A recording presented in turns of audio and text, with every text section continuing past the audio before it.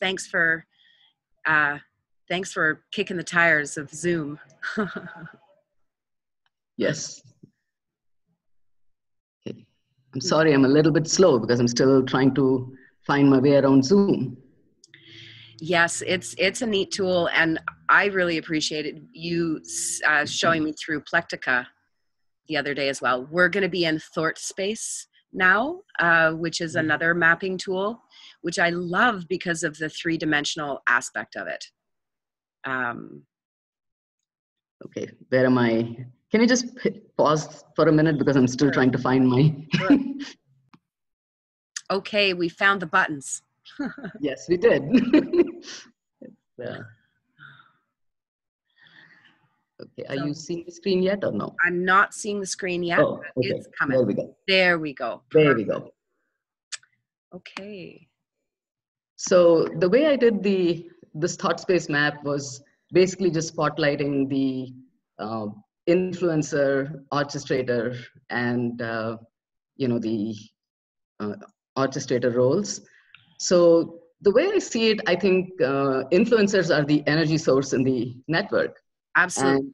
And 1 second before we jump into the yeah. content, maybe you can just talk about ThoughtSpace and what it does, just so that people are oriented to what we're looking at. Okay. ThoughtSpace is an immersive mind mapping software. And some of, understanding what it looks like and feels like is to actually do it, because it feels very different. It's organized in spheres. So I'm hoping as we walk through it and, see some of the things, you'll get a feel for it. I do find that when I share it on Facebook, it seems to show up really clearly. So part of the reason I end up using that for Facebook sharing. Right, right. And so essentially you can put ideas, nest them in each other, and yes. connect them. Yes, and you can embed spheres. So actually one little, thought, T-H-O-R-T, thought instead of thought, I guess, yeah. Can be an embedded sphere. So I could, click on that and zoom into an entire sphere of ideas from there. Okay. So I think it gives a nice way to organize information, I think. Well, with the complexity we're faced with, yes, it's important. So thank you. Sweet. Okay, let's jump in. Okay. So the first role I kind of spotlighted was influencers. And I think, I kind of, in my group, I decided to make this sort of the influencer month. Well, it's all months are influencer months, but I want to kind of focus on that role. So we'll call it influencer. So one of the biggest takeaway from me from the PhD project, thinking back, is this dance between influencers and orchestrators. So, orchestrators are in some sense maybe a steadying influence on the network, guiding the flow, clarifying intent, helping the group stay on track. And influencers are the energizers, the authentic voice, people sharing what they're doing. Mm-hmm. How that plays together, I think, really affects how participants grow their systems of success. So in the PhD project example, for me, that was a very interesting one because it's got very clear orchestration. It started with, there are 3 meetings. Well, there are 2 meetings, the annual conference and their doctoral student association meetings. And the annual conference is sort of their flagship conference. It's for prospective PhD students. And they come in there and there are a lot of mentors. They meet mentors from different educational institutions. And they also meet peers. And that was really actually a turning point for me in this whole study, was when I attended the first annual conference meeting, because until that point I had looked at documents, I had read it, but nothing like experience, right? Yes. So I was spellbound. I just sat there and I said, this is really fascinating. How do they get people from all different universities? And yet when you attend the conference, there's just that flow. There's just that, I don't know, there's something cohesive about the whole thing. And it was really engaging. People would, during breakout sessions and everything, it was very energized and people would talk to each other and it was really interesting. So and when that really caught my attention. And when was that, Rama? That was a few years ago. I've attended two of the annual conferences, and I enjoyed them. I mean, it was very different from any other conference I've been to, and it put a different, it gave me a different perspective than just reading about it. Yes. So that was that, and that's when I actually started queuing into the storytelling aspects of it. It wasn't as vivid to me until that time, but I heard a lot of people saying, you know what, I was in the corporate world for 20 years and I decided to make the change to a PhD student, and was it difficult? And that's kind of how the narratives went. So it was not just searching on the web, and you can go on the web and learn about every PhD program under the sun. But this was different. It was really trying to tell people, uh, I've been down this path. This is what it looks like. It's tough, but it's worth it. So I picked up a lot of interesting, phrases from the PhD project, which I still use a lot. Is this for me is one of my favorites. Which is it? Is this for me? Okay. Yes. Yes. So, really the annual conference is an Is This For Me conference. So there are all these prospective PhD students, minority students who could potentially want to do their PhD. And they have a 2-day conference basically to explore if it's right for them. Right. And I feel like there are just so many places where we don't tune into that. So as an educator, we keep focusing on skills, but I feel like that ignores the other, C's. I have a very specific definition of 6 C's that I see as part of the systems of success. So those are connections, conversations, clarity, choice, coordination, and competence. Yes. So the way I see it, as a prospective PhD student, they're not trying to build skills in the annual conference. Really what they're trying to do is engage them in conversations, and hopefully the end of the 2 days, people are going to have some clarity. Yes. And, and be able to make the right choice for themselves. So I'm curious. I'm curious about what's the difference between participant and influence. So what I'm feeling is that participants is any participant, Right. and the 6 C's: clarify, conversations, connections, choices, Right. coordination, and competence. Those are all kind of metrics of how we do engage that we're all building, right? Right. So right. at a certain point with our ability to be able to do that, we then may become an influencer. And then as an influencer, you may then become a orchestrator, someone who's helping to more guide and hold space for others to come in any learning space. Right. Okay. And I think, and an influencer is a participant as well. So they're growing their systems of success as well. Yes. But a lot of times what might happen is, they come into that initial annual conference and they really enjoy it. And hey, they decide, I'm coming back. And I've met one of the senior professors there who just loves it and wants to go back every year. And she's a great mentor. She's, and one of my early conversations, was with her. So anyhow, I came up with the 6 C's. And so this is the interesting shift as well that we have made from 2015 until now, is that one of the first pieces of this to fall into place was the 6 C's. And there's still people in the PhD project, I think, the president, senior faculty, and some others, for whom, that's sort of the main thing they get out of my work. Right. And probably the reason for that is it's a well-established program. It had been there for more than 10 years when I came across it. So they were certainly not at the point where they had to sit down and make the distinction between orchestrator and influencer. They'd been doing it for a long time. Yes. And what they were interested in, my having them help them with a little bit, was to put some words. And of course, I love putting words on things, right? So that's how the quest started. So the opening of this was 2 questions. What value do the PhD project participants perceive, and how do they pay it forward to other people?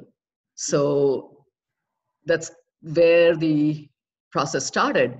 And I had the 6Cs, and the PhD project can comprehend what those 6Cs mean. But then I found myself needing a label, because if I say 6Cs to other people, well, what is that? So somebody in the Facebook group suggested, Rama, I've been trying to make sense of your work. I think maybe the systems of success idea will be a good one for you.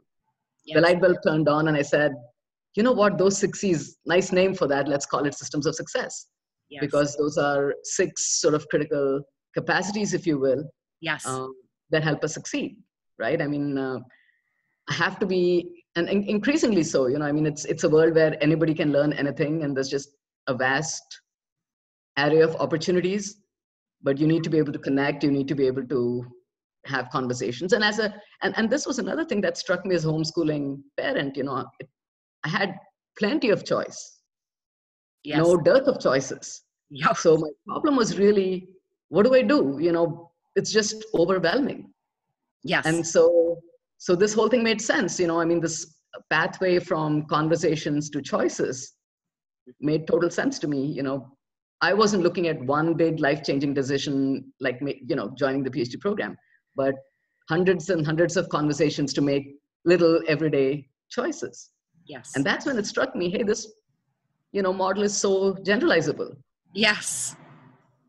Yeah, I was going to ask you about, your intended consequence of releasing this work and having it adopted.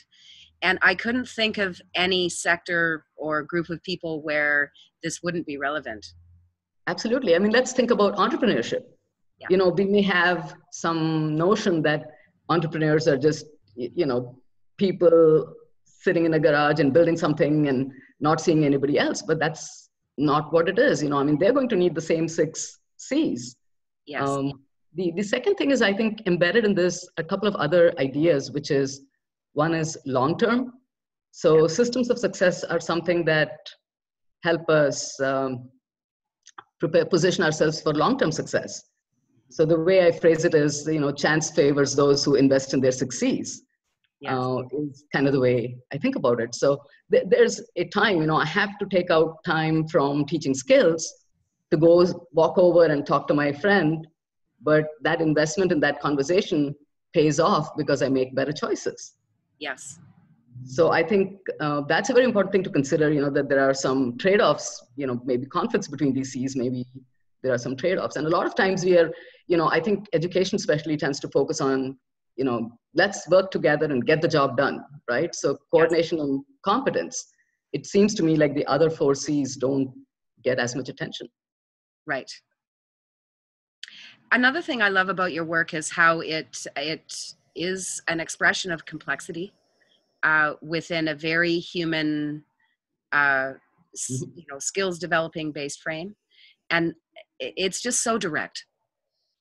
And yeah, I'm curious what else we wanna look at on the, if you want to guide us a little bit more through this thought. Okay. Before we move away from here, one of the other, thought which is not explicit here is the notion of possibilities. So I think one of the big things that happens with conversations is possibilities, including thought space, because that's what happened. I mean, I was posting regularly in the Ecology of Systems Thinking, and I share also, my son folds, that's his hobby, and so a lot of times I post folded models in the groups. And Phil Shepard, one of the founders of ThoughtSpace, must have guessed I have this thing for circles. So he just, emailed me one day, say, by the way, you might want to check this out. It seems to me that there might be a fit here. Mhm. And I looked at it. I loved it. Of course, I like circles. Yeah. And that's one of the attractions, circles and spheres. And that's engaging for me. So, we got started, and we enjoyed using it. But anyhow, that's an example of moving from our don't know what I don't know. So ThoughtSpace is a little, company out in UK. And, I would probably never have come across it, but for the fact that I was figuring GSS out in Ecology of Systems Thinking. Yes. And that's how I got that connection. So that, so it opens up possibilities. So I think that's a big, thing about the 6Cs is if you're invested in conversations, you actually come across possibilities you may never have considered. Yes. And I think what is really critical about this is that we are trying to figure out how, I think when I say we, I mean many, many, many people across the planet are looking at the world and saying, oh my goodness, what can we do? Right. And like you are saying, I'm going to put an idea out there because these are important, and they're all, presentations of complexity that point us into the direction of how do we figure it out together? Because without having those conversations, as you say, you wouldn't have known about ThoughtSpace and all of the generativity that has come through the engagement and Yeah. on Facebook. So I'm really supportive of how what you're doing can help to inform us all. So I'd like to know a little bit about what you need and like what can best help you, Rama. But before we do that, can we take a quick moment? I'm just going to go on pause. Sure, that's good. And we're back. Okay. So the idea that I want to leave people with in this little sphere that I created was that the orchestrator, creates a space for learning and development to happen. And influencers are the energy source in the network, they pay it forward. But there's a very important relationship there. I think a skillful orchestrator is going to spot those influencers and find a way to bring them in. And so one of the things I'm trying in my group is now influencer of the month. Thank you. We want to feature you as the first one. It's because, I think part of the reason is I'm very excited about this computer generated media idea, because, I see the critical role it's played in the PhD project. And initially I was like, oh, I'm learning from the PhD project. As I went further and further into it, I realized that their media impact the people who do the media for them. I realized that, they've played a pretty big role in developing GSS because they've, done a lot of work in the videos. That's how actually I started tuning into the language, because I would suddenly see videos on their channel saying, is this for me? Glad I did it, paying it forward, Yes. Making a difference, and then I said, I started tuning in to the language of it. And I think I realized that, it's both their media folks and the PhD project itself together that have really shaped GSS. So when I heard about your work, I got excited. I said, maybe there's an opportunity here to, develop this in a different context. But anyhow, going back to it, I guess what I'm trying to say is the orchestrators can always use media. And, community generated media might make this model much more accessible to a lot more people, which is what I'm hoping for. Yes. Wonderful. So that's sort of a point of connection. So influencers, I'm basically seeing, and influencers are of different kinds. So if you come to my Facebook group, you'll find that only some people will be very active talking on Facebook. There are many other GSS influencers who they're there in the group. They won't, post very much in the group. So I think there are different people. They all influence in different ways. It's all good. But practically speaking, if you're in a Facebook group, you need a core of influencers who are willing to engage. Yes. Because otherwise the space looks really dull. And so thankfully I found, and you don't need too many, 6 or 7 will do it. But I really have come to trust several of them in that group. And in fact, one of the things I'm hoping can happen is we can have a conversation like this with my core group of influencers one day. Yes. And that would be an interesting possibility to explore as well. But again, going back to this, to summarize it really quickly, I think a key role of the orchestrator is to, nurture, encourage, identify, support influencers in their systems. Yes. And so that's influencer development, I think, is a big piece of what orchestrators do. Mhm. But if you, but it also shrinks your problem in a sense, because instead of worrying about 295 people or 300 people in my group, I'm focusing more on, the 10 who are really, really active and saying, how can I get them going? Yes, And, that moves the system, I think. absolutely. So shall we come back to just video and just do a little bit of Sure. um, a co-consideration? Sure. I stopped the share first time this time. Yay, that's wonderful. So that's something I learned today. Yes. So I want to know how to help you. And I think it's obvious. There's some obvious pieces, but I want to really co-consider how how I can engage and how what's most useful. The influencer community generated media. Yes. Yeah. So I think it's pretty clear now in my group, because I've been, running my group for, a couple of years. So the people who are there, you see them, they're there every day posting. Yes. And my group is fairly active, and I'm really blessed to have people like, Michael and David, and you've seen several of them, and I'm really just grateful that they're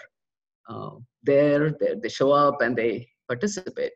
Yes. And I would really love to have, as a next step, a conversation with that group. And I would love to participate and help to make that happen.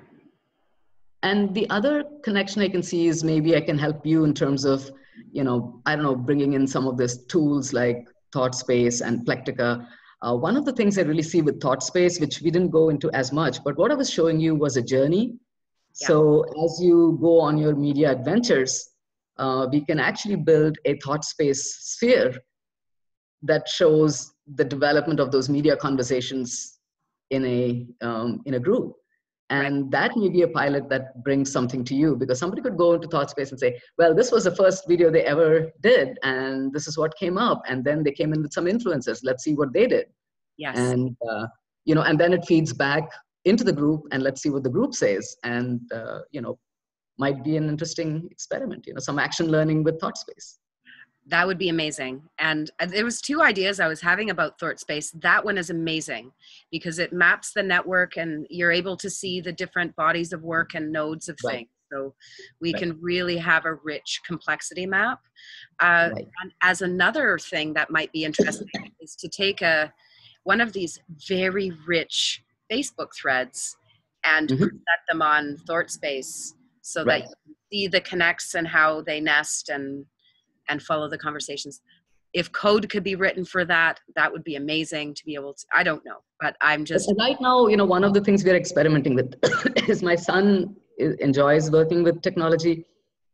So Michael introduced us to somebody in Africa, and we're piloting a little approach where I'm sort of the ThoughtSpace designer, and my son's trying to do some of the implementation on the ground on the ThoughtSpace, actually trying to implement it.